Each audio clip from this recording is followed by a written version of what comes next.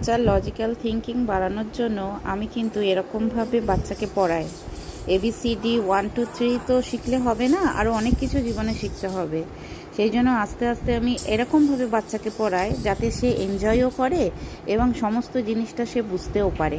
তাই জন্য কিছু জিনিস আপনাদের সাথে আমি শেয়ার করলাম, যদি আশা করি আপনাদের কাজে লাগে তো খুব ভালো লাগবে আমার। যে এরকমভাবে আমি কিন্তু আমার বাচ্চা 3.5 বছর বয়স, ওকে ঠিক আমি এরকমভাবেই পড়াই যাতে পেন্সিলের গ্রিপটাও বাড়বে। শুধুমাত্র straight line, standing line, sleeping line বাচ্চা এতে বোর হয়ে যায়। ওদেরকে একই জিনিস নানান রকমভাবে শেখাতে হবে, নানানভাবে শেখাতে হবে। জিনিসটা একই, কিন্তু করবে ওরা নানান রকমভাবে। তাতে কি হবে, তাতে ওদের থিঙ্কিং অ্যাবিলিটিটাও বাড়বে এবং আমি যেটা চাইছি যে গ্রিপ পেন্সিলটা ভালো করে ধরতে পারবে, ভালো করে লিখতে পারবে, ভালো করে স্ট্রেট লাইন টানতে পারবে, আমার সেই কাজটাও হয়ে যাবে। এই জন্য আপনাদের সাথে শেয়ার করলাম।